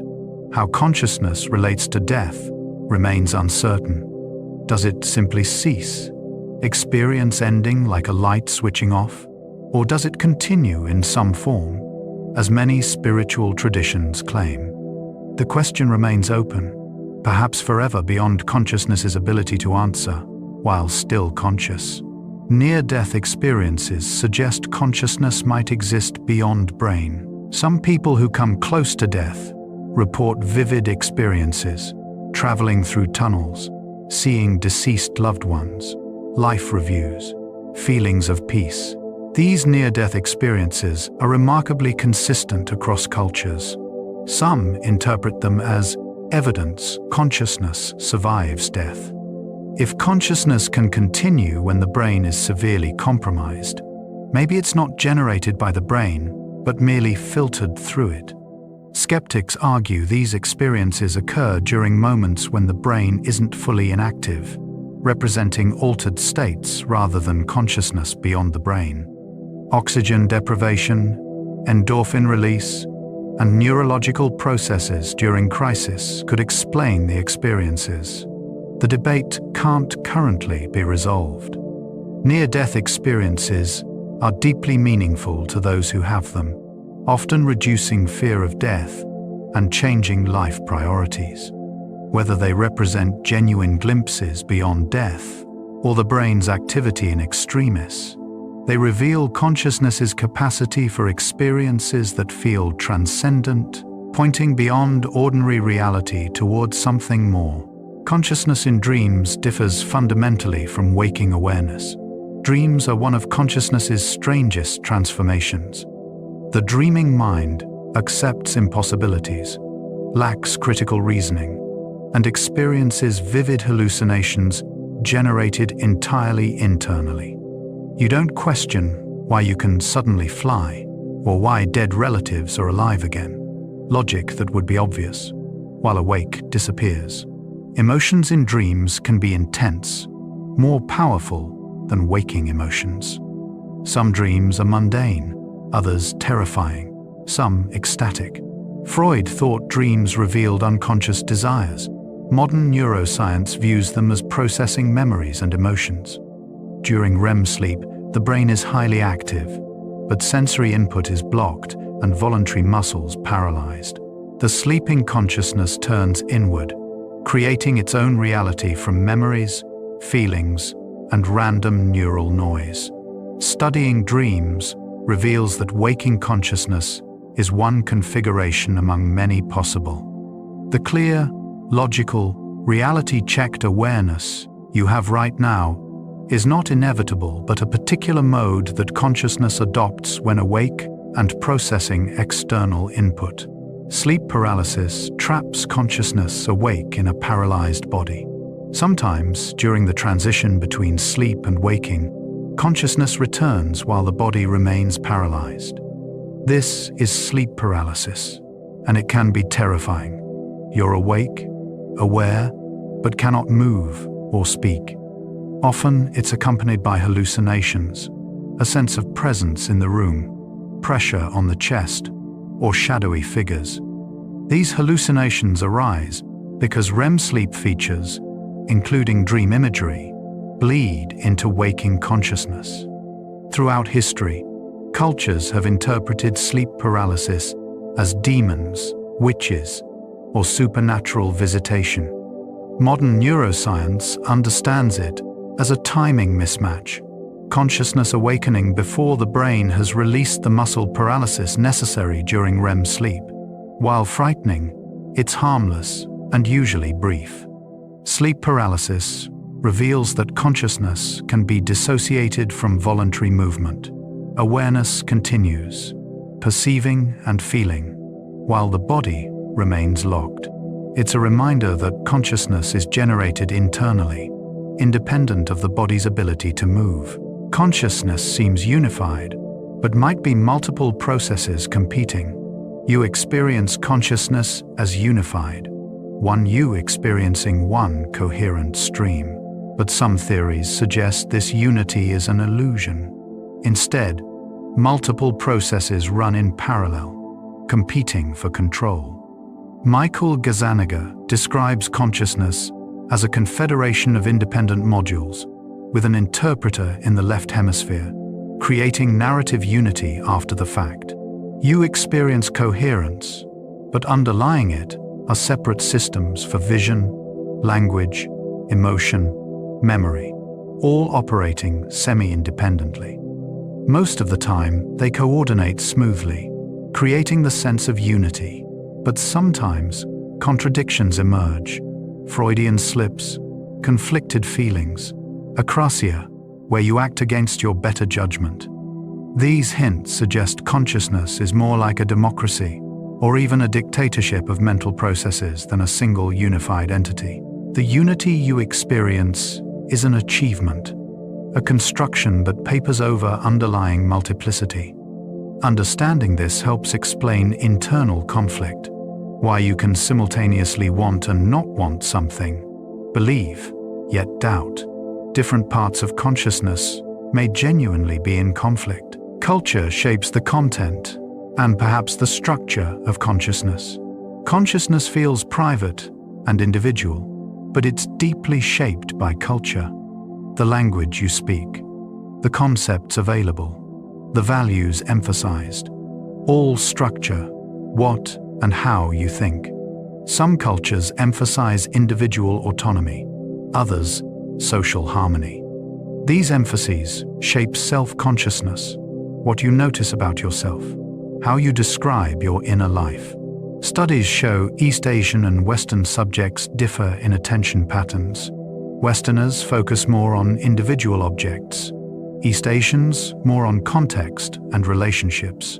This suggests culture affects perception, not just interpretation. Language especially shapes thought. The Sapir-Whorf hypothesis proposes linguistic relativity, that language structures thought. Strong versions claiming language determines thought are discredited, but weaker versions, suggesting language influences thought, are supported. If your language lacks a word for an emotion, you might experience it less distinctly. Culture provides the concepts, categories, and narratives through which consciousness organizes experience. You don't just inherit a brain, you inherit ways of using that brain. Patterns of attention, thought, and self-understanding shaped by your cultural context. Consciousness can be cultivated through practice and training. Like physical fitness, consciousness can be developed. Meditation trains attention, allowing you to focus longer, notice more clearly, and respond rather than react. Mindfulness practice cultivates awareness of the present moment, reducing tendency to get lost in thoughts.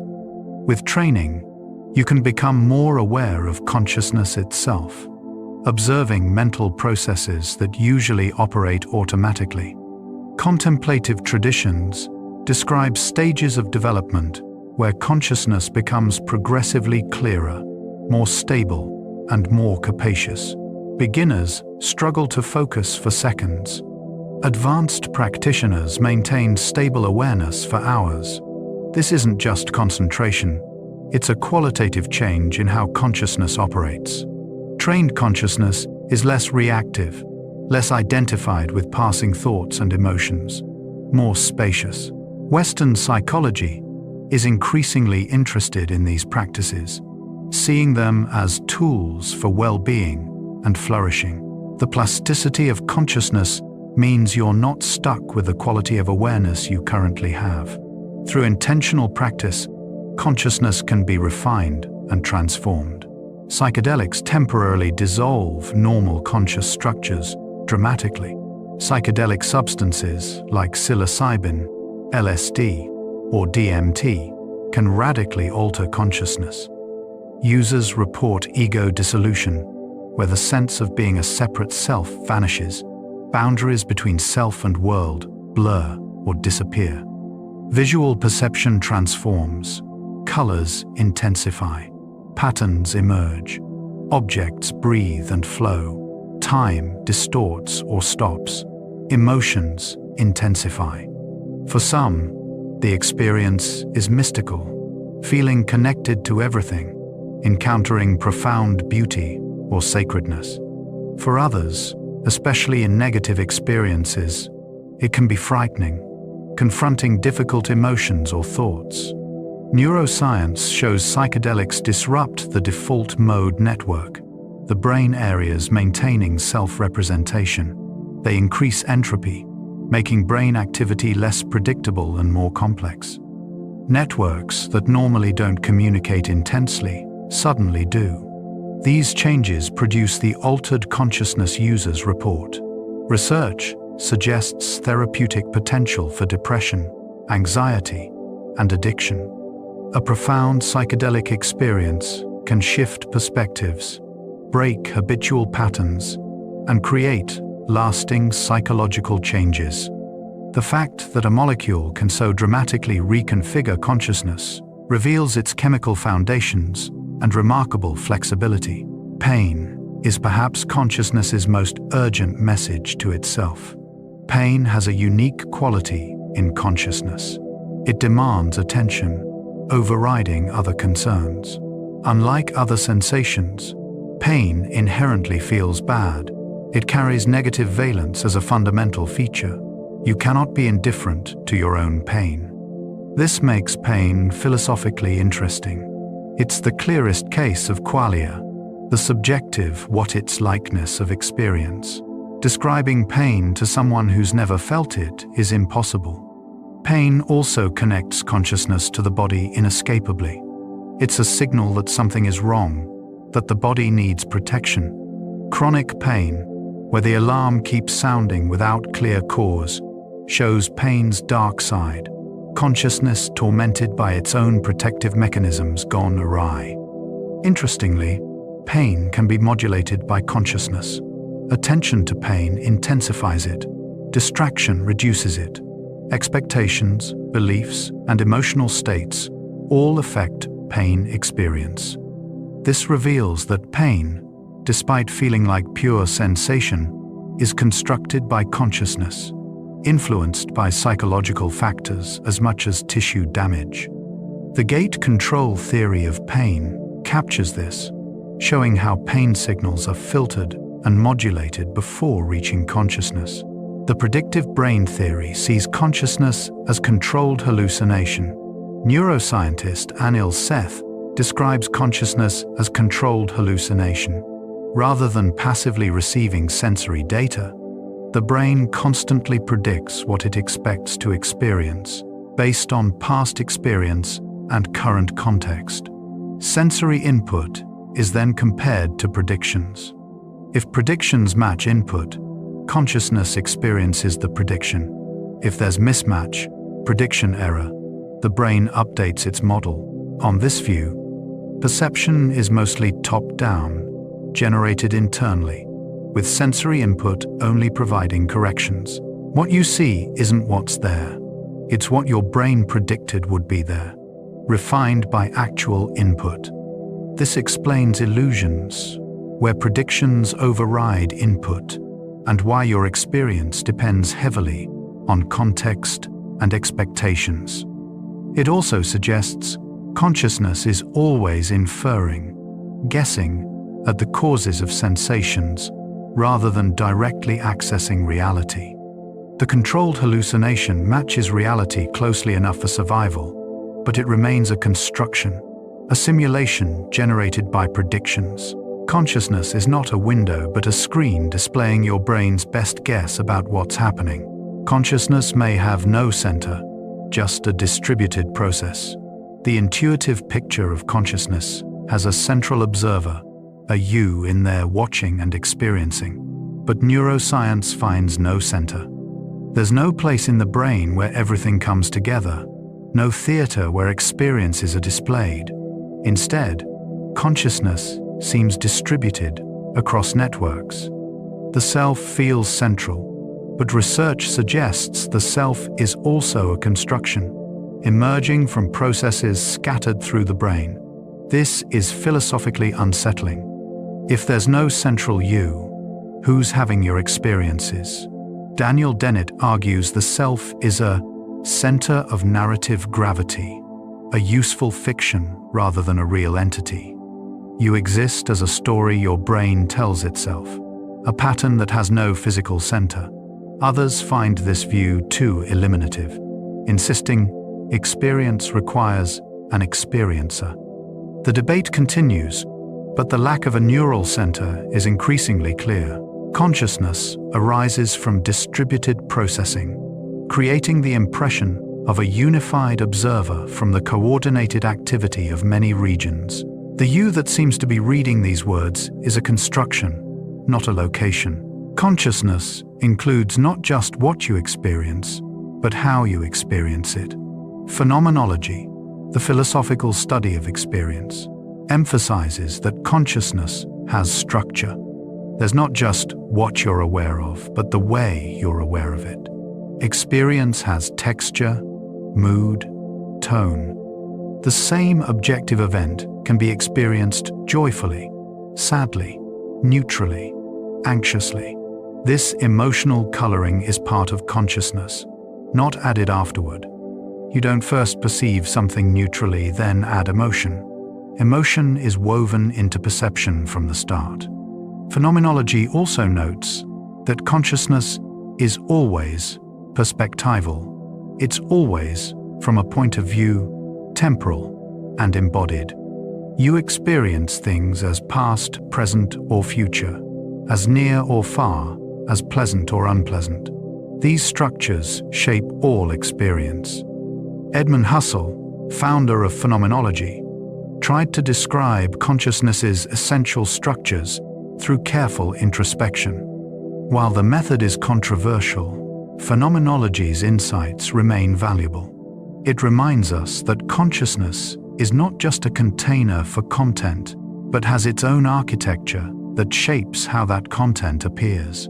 Consciousness connects us to others through empathy and compassion. While consciousness is private, it reaches toward other minds through empathy. You can imagine what others feel, take their perspective, resonate with their emotions. This isn't just cognitive understanding, but feeling with them. Empathy relies on consciousness's ability to simulate others' experiences, using its own experience as a model.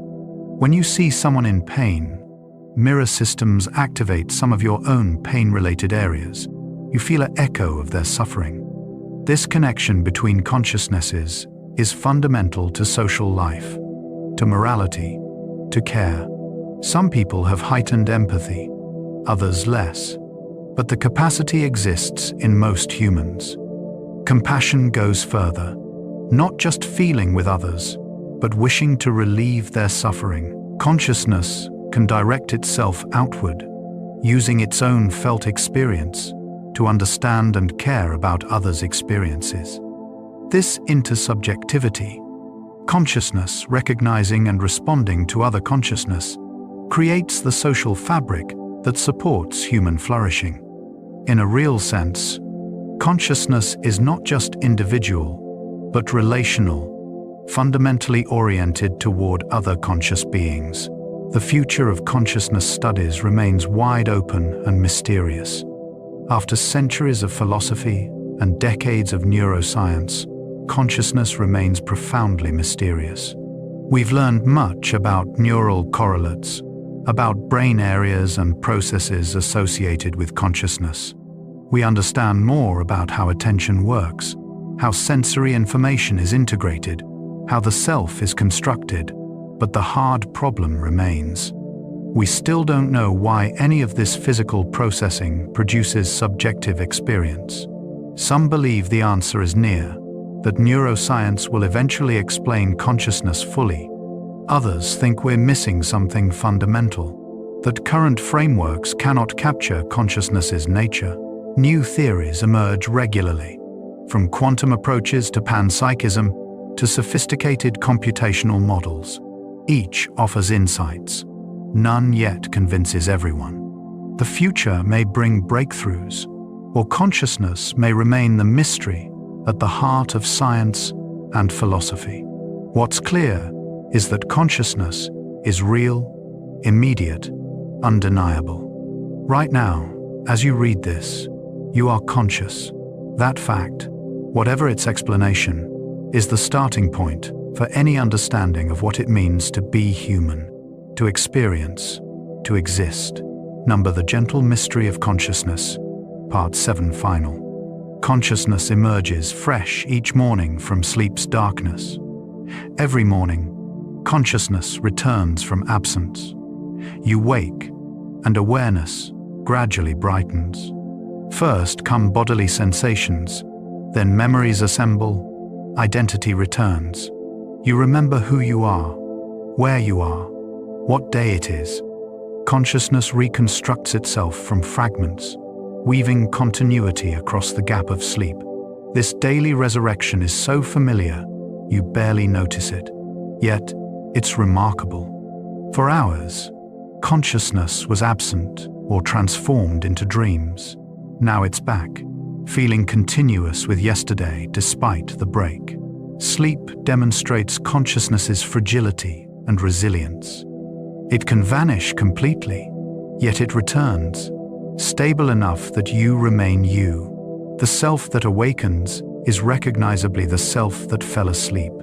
Memory creates this continuity, stitching together the disconnected episodes of consciousness across a lifetime of sleep-divided days. Each morning is a small miracle, consciousness emerging again from the darkness, ready to experience another day. Consciousness makes meaning from meaningless matter in motion. At the physical level, your particles interacting according to laws. Electrons flow, chemicals bind, neurons fire. There's no inherent meaning in these processes. They're mechanical, causal, deterministic, or random. Yet consciousness experiences meaning everywhere. Words carry significance. Events feel important. Actions have purpose. Where does meaning come from, if not present in the physical substrate? Consciousness creates it. You interpret, evaluate, care about things. The firing neurons don't care, don't mean anything, but the consciousness they generate does. This is perhaps consciousness's most remarkable feature, not just experiencing sensations, but investing them with significance.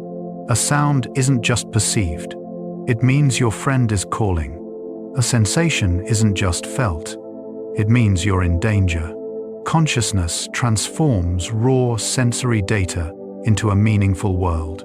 It's not just experiencing reality, but creating the meaningfulness of reality. Without consciousness, the universe would be events occurring, causality unfolding, but no significance, no point, no meaning. Consciousness makes meaning possible. The stream of consciousness flows toward an uncertain destination. William James's metaphor of consciousness as a stream captures its fluid, continuous nature. But where does the stream flow? Toward what destination? In one sense, it flows toward sleep each night, toward death eventually. But moment to moment, consciousness flows forward through time, from past to future, through the narrow gate of the present. You cannot stop it or go backward. The stream carries you along, filled with perceptions, thoughts, memories, plans, feelings. You can influence what enters the stream through attention and choice, but you cannot stop the flow itself. The stream has no predetermined destination, no fixed endpoint beyond the biological fact of death. Instead, consciousness flows through life, shaped by choices, circumstances, relationships. Each moment, the stream divides into possible futures, and your choices help determine which path it follows. The destination is not given, but made, constructed through countless small decisions about what to attend to, what to care about, how to respond. The stream flows forward, and you flow with it. Consciousness creating itself moment by moment. Consciousness is the universe becoming aware of itself locally. Carl Sagan said, "We are the universe's way of knowing itself." Consciousness is matter organized to reflect on its own existence. The atoms in your body were forged in stars, scattered by supernovas, assembled into planets, evolved into life, complexified into brains. Now that matter is aware. It looks outward at stars and realizes they're its origin. It looks inward at neurons and tries to understand itself. Consciousness is the universe developing self-knowledge, locally and partially. You are not separate from the universe observing it from outside. You are part of it, a small region where complexity has become so great that awareness emerges. Through your consciousness, the cosmos sees itself. This perspective is both humbling and elevating. Humbling because you're infinitesimally small in space and time. Elevating because you're the universe's self-awareness. However brief and limited, consciousness is not an accident or afterthought, but perhaps an inevitable development in a complex universe. Matter's potential for self-reflection actualized. Consciousness bridges the objective and subjective utterly. Science deals with objective reality, things measurable and observable by anyone. But consciousness is irreducibly subjective, knowable only from the inside. This creates a unique challenge. How do you study scientifically something only accessible through first-person experience? Consciousness bridges the objective and subjective. It's physically grounded in the brain, objective, yet it consists of subjective experiences, feelings, and qualia that cannot be measured directly. You can correlate brain activity with reported experiences, but the experience itself remains private. This gap between objective and subjective is consciousness's defining feature.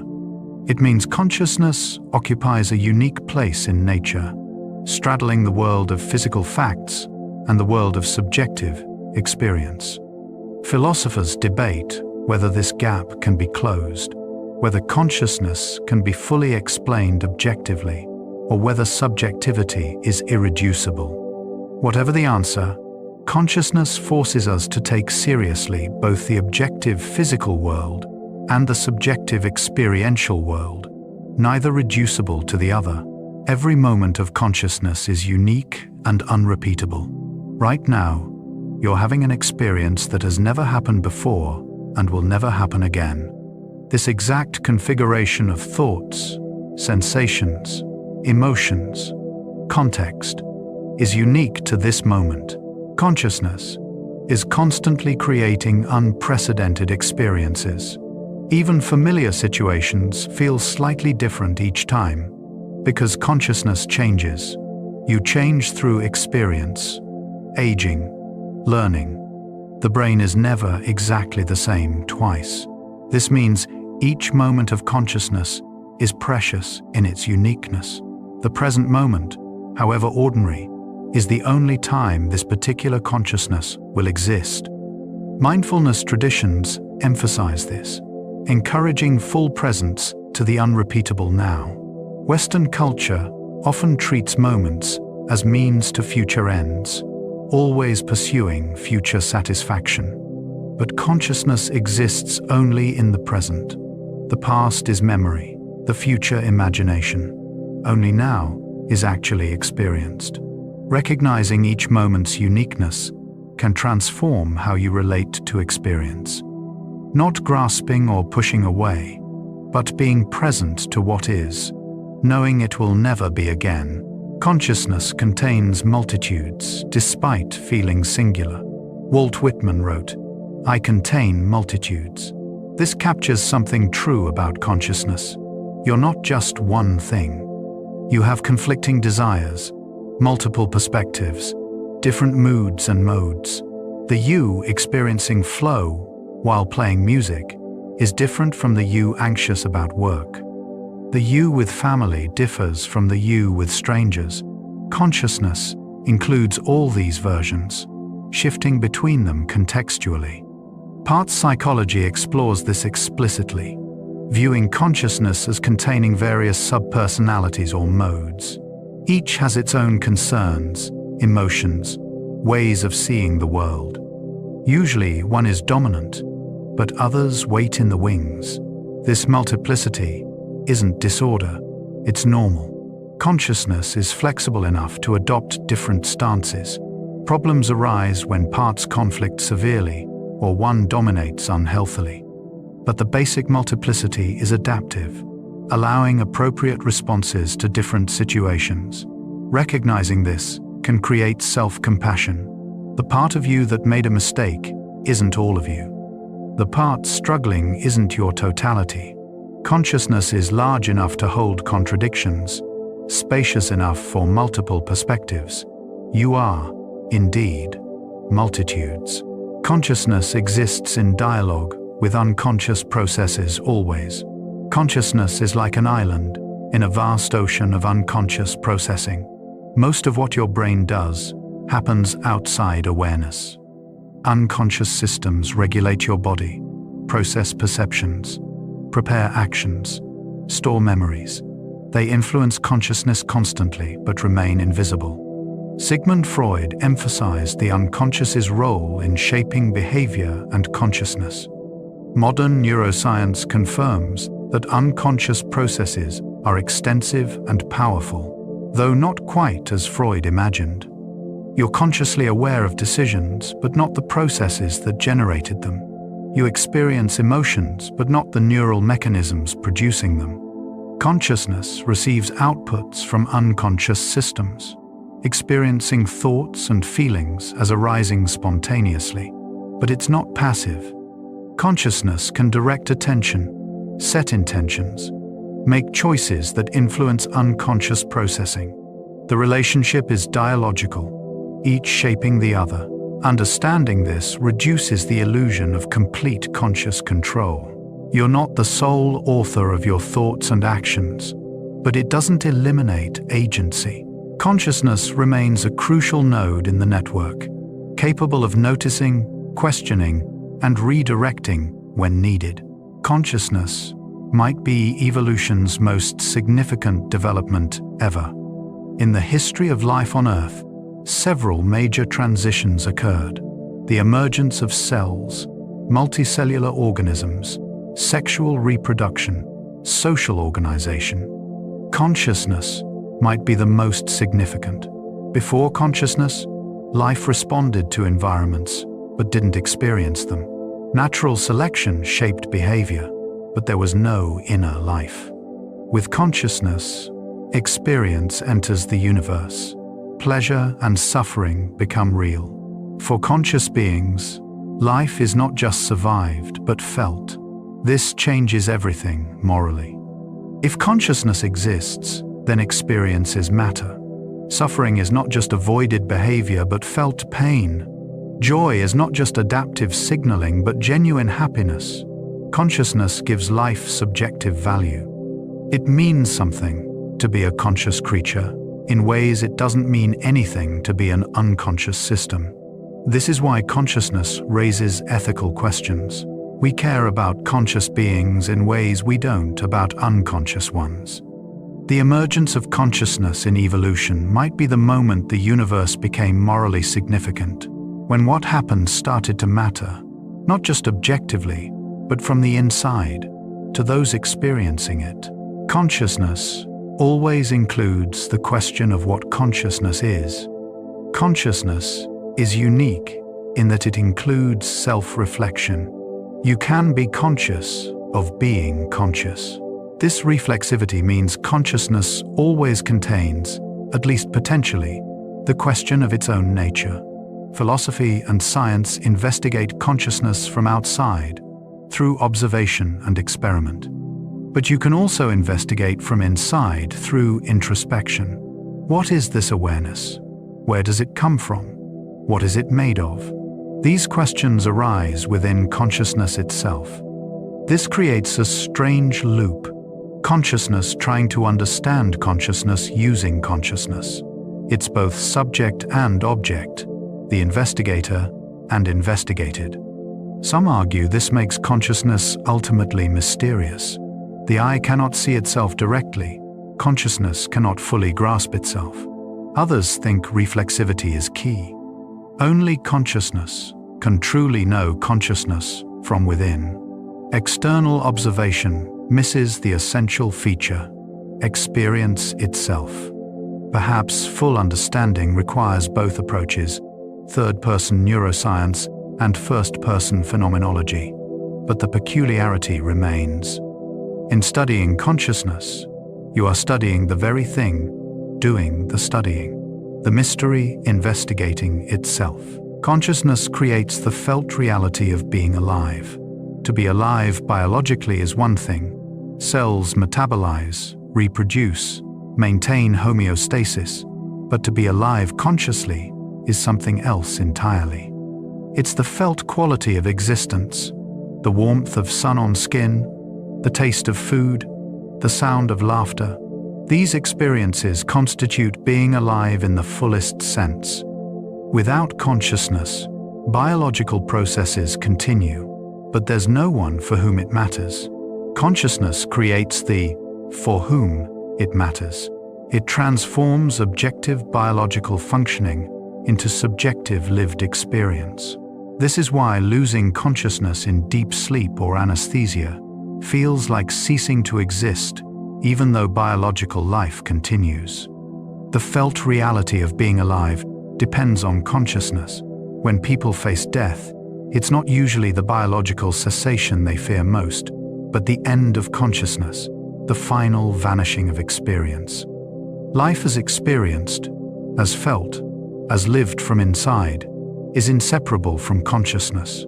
To have consciousness is to be alive in the richest sense, to have an inner world, to experience from a perspective.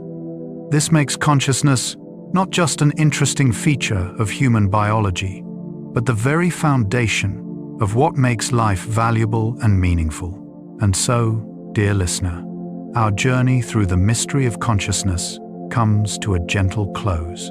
From the hard problem of explaining experience to the stream flowing through each moment.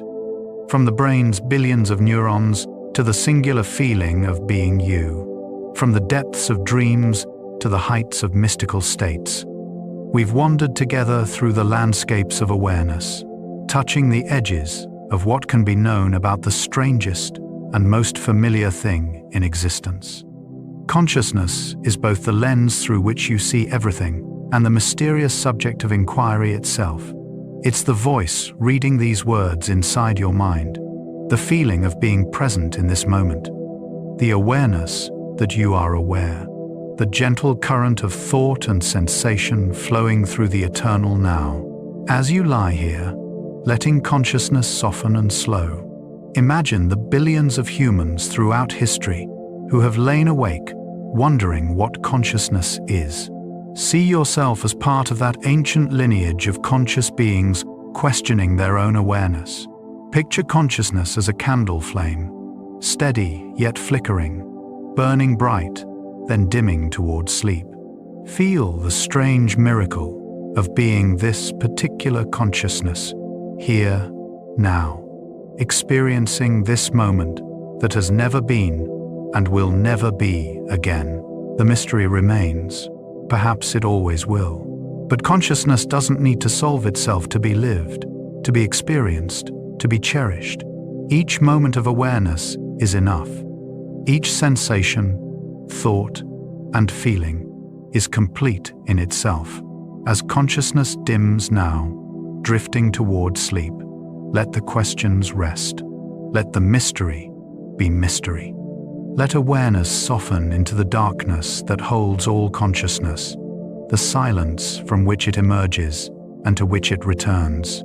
Tomorrow, consciousness will wake again, fresh and new, ready to experience another day. But tonight, let it release, dissolve, drift. Close your eyes if they're still open. Feel the gentle weight of your body, the slow rhythm of your breath. Let consciousness slip away like water through fingers, gracefully returning to the unknown depths from which it came. You are consciousness becoming conscious of itself, a brief, brilliant moment of the universe knowing it exists, and now that knowing can rest. Drift now, softly, peacefully, into the gentle mystery of sleep, into stillness, into the quiet darkness where consciousness dissolves and renews itself each night. Good night, dear consciousness. Good night.